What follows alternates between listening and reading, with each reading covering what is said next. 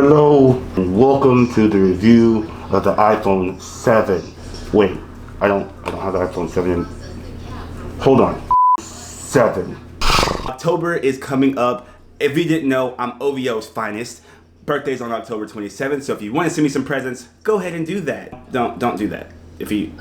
Whatever. Okay, so October's my favorite month, and of course Halloween's coming up, so I'm gonna start incorporating some random mask and costumes into my videos just for the hell of it and just for the fun of it. I hope you guys enjoy, but let's go ahead and get to what you guys are here for, and that is a review of the iPhone 7. So let's start off by saying the iPhone 7 is an incremental upgrade over the iPhone 6s, and if you're on the fence about picking up the iPhone 7 versus the iPhone 6s, or if you already have the iPhone 6s and you're thinking about upgrading, I will go ahead and save you the trouble and say if you have an iPhone 6s, stick with the iPhone 6s because the iPhone 7 isn't that much better in my opinion, with the exception of some of the features that the iPhone 7 has versus the iPhone 6s Plus or iPhone 6s doesn't have, such as water resistance and the lack of a headphone jack, if you want to call that a feature. A slightly upgraded camera when it comes to the 7, but if you're gonna go ahead and do the upgrade, I would go ahead and get the iPhone 7 Plus because the iPhone 7, however, a really good camera with the aperture of 1.8 versus the 2.2 or 2.0, I don't remember, I think it's 2.2 of the iPhone 6s. Of course, the camera will capture that much more light and will be a little bit better in low light. Okay, so one thing that I really do enjoy over the iPhone 6s Plus with the 7 is that the iPhone 7 is IP67 water resistant. That means that if you're washing dishes, for example, you don't have to really worry about your iPhone getting wet.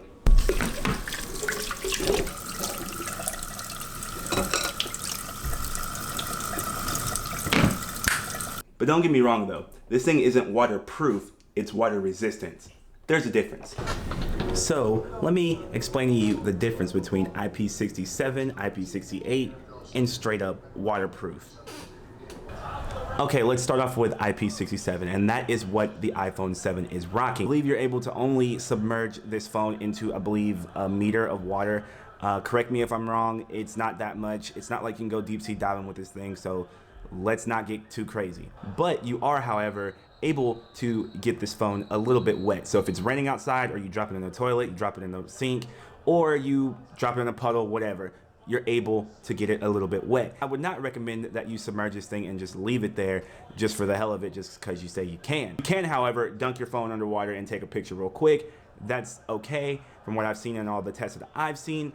I have yet to go ahead and do it, but I'm gonna definitely be putting it through its paces over the next couple of weeks. It is good to see that you are able to now do certain things with your iPhone, such as take a shower and all that stuff.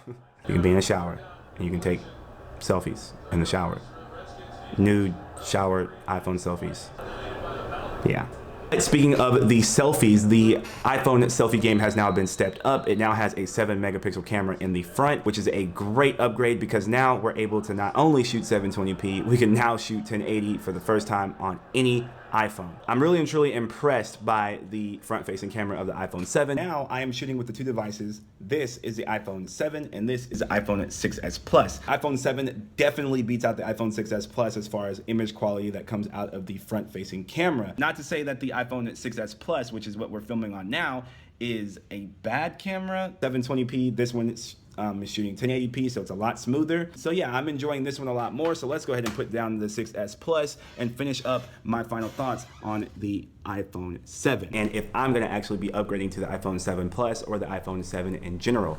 So as of right now, I think I'm gonna wait on the upgrade. I really don't think that it's a necessary upgrade for me personally. Yes, you are able to take underwater selfies and underwater videos and all that cool stuff, but yes, the iPhone is super extremely fast. Yes, you are able to feel the speed difference. However, I don't feel like that's enough of an upgrade for me as of right now. That's just me. It looks too similar to the predecessor and I wanted something completely different. So my final thoughts are, yes, it's a great upgrade, but this should have been the iPhone 6s. If this were the iPhone 6s and then the iPhone 7 were something different, we'd be having a whole nother conversation right now.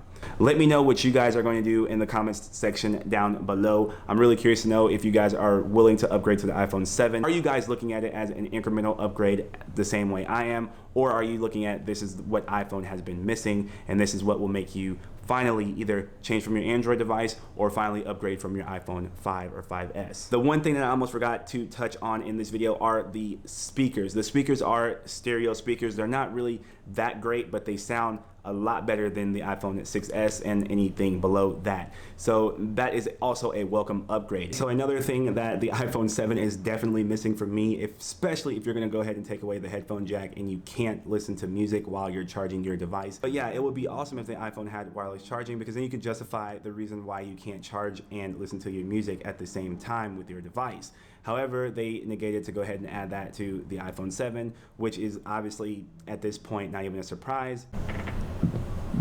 I'm done. But until next time, this has been your boy K.Dot, and remember, if you're not living your passion, are you even living though? Jeez.